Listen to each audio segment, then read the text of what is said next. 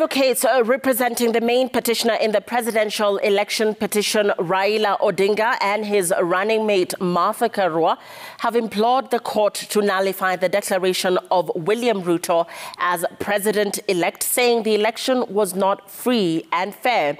During the third day of the hearing of the presidential election petition, veteran lawyer Pheroze Nowrojee criticized IEBC for rushing to declare Ruto the victor, yet results from 27 polling stations were yet to be announced, rubbishing Wafula Chebukati's claim that there was imminent danger. Chemutai Goin reports. The Supreme Court judges had sought to know from advocates representing the main petitioner how the actions of the Independent Electoral and Boundaries Commission chairperson Wafula Chebukati had disenfranchised their client. Some of the issues raised by the judges included whether IEBC's decision to postpone elections in 2 counties for constituencies and 2 wards had resulted in voter suppression, affecting their clients' overall votes garnered. The elections postponed on 8th August was the largest number of postponements in the history of Kenya. So what should we do? Kenyans who run into problems and who find complicated issues they don't know what to do with, I always want to say, do something. Can somebody do something? Somebody should do something. That is what we say. But this honorable court has the power to do something. And it has power to do something even in the face of an imperial commissioner, chairman of the commission, who quite casually says, Mtadu. Unless you excuse IEBC and they did not ask you to excuse them, then you must find that the numbers in petition number 7 could have altered if those people had voted the results of the general election. And therefore, it is not permissible for anybody to be able to say, oh, it's a numbers thing. Petitioners brought no number. We brought numbers, and there was no response. Wish to add that first, the test should be whether the petitioner is culpable for any of the wrongdoings that is complained of. Secondly, whether the petitioner benefited from any of the wrongdoings that are complained of.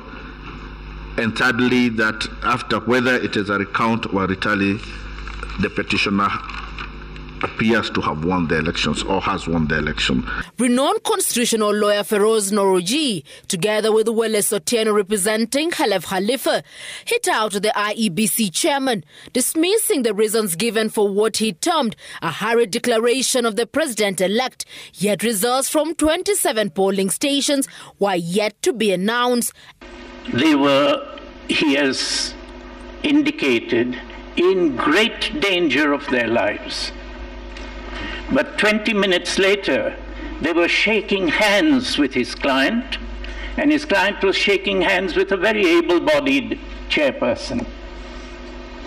Nobody left that hall in the imminent expectation of watching carnage and bodies lying all over the floor. No one. To corroborate that there was actually peace at Bomas, we had a choir singing the whole night and the whole day.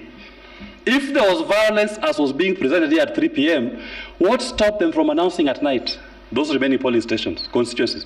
What stopped them from announcing those constituencies in the morning? The choir is my witness. They were singing, there was peace, and everybody saw that. Why was it not declared to everybody? And that's where my client, that there were all these problems, these commissioners had walked out, the transparency, accuracy. Nobody has given us that answer as we sat through this today. You specifically asked, Madam Chief Justice, why was it not declared that there were these problems, 27 constituencies? Nothing. We couldn't do it because there was a problem. Justice Isaac Lenaola had questioned IEBC on why the chairperson couldn't wait a day longer, as the period within which the declaration should be made had not lapsed. This is no longer about tallying and verification. It is about the bigger process of the involvement of commissioners and a split commission. And the only remedy available, my lords, Justice Ouko, the Chief Justice and member of the court, is a nullification. James Orengo, who was recently elected Siaya governor, saying the presidential election outcome failed the constitutional test. Their course must restate the duty of IEBC to protect the vote at all times in every place, and that it cannot pass the buck to parties.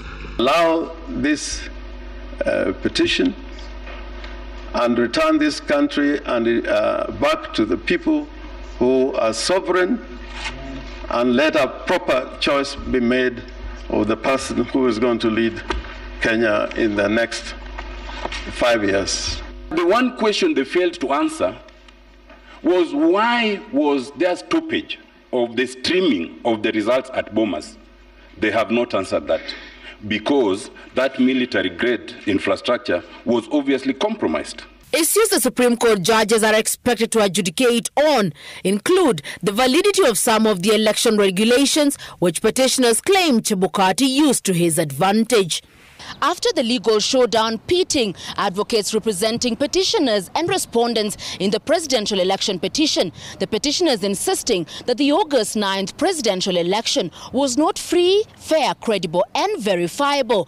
The Supreme Court judges are now set to retreat over the weekend to draft their verdict that will be delivered Monday, that will then determine whether William Ruto was validly elected as president. Chamutai Goin, Citizen TV at the Supreme Court, Nairobi.